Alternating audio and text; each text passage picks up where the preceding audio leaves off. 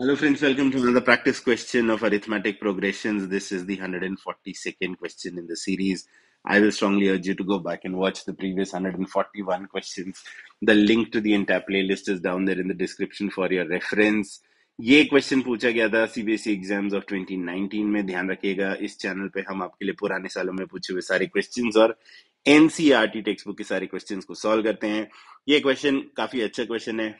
वैसे तो एक स्टैंडर्ड फॉर्मूला लगता है, लेकिन थोड़ा सा कैलकुलेशंस की वजह से कॉम्प्लिकेटेड हो जाता है. क्वेश्चन को देखते हैं. क्वेश्चन बोल रहा है कि in an AP the value of S of n is given as 3n square minus 4n. So find the nth term.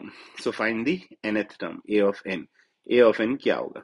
तो हमें एक चीज हमेशा पता होनी चाहिए कि जो nth टर्म होता है किसी भी एपी का, वो होता है s of n minus of s of n minus 1. ठीक है, जो nth टर्म होता है वो होता है sum of first n terms minus the sum of first n minus 1 terms. तो बस इस इक्वेशन में रखना है. s ऑफ n की वैल्यू दी हुई है 3n square minus 4n minus s of n minus 1 क्या हो जाएगा? बस n की जगह n माइनस 1 रखना है Sn के फॉर्म में. तो 3 टाइम्स ऑफ n माइनस 1 का whole square minus of 4 times of n minus 1. बस ये जो वैल्यू निकल के आएगी यही हमारा आंसर है. 3n square minus 4n minus of 3 times of n square minus 2n plus 1 minus 4n plus 4, और यहां से आ जाएगा 3n square minus 4n minus 3n square minus 6n plus 3 minus 4n plus 4, और यहां से आ जाएगा 3n square minus 4n minus 3n square minus 10n plus 7.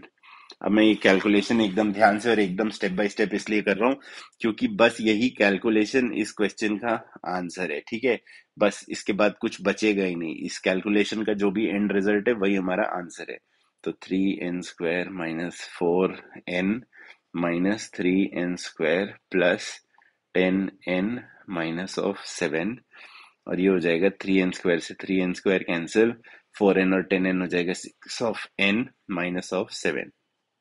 तो जो हमारा nth टर्म का वैल्यू आएगा वो आएगा 6 ऑफ n माइनस 7. और क्वेश्चन हमसे nth टर्म ही पूछ रहा है, तो हमारे nth टर्म की जो जनरल वैल्यू आएगी वही इस क्वेश्चन का आंसर होगा. a of n is equal to 6n minus 7.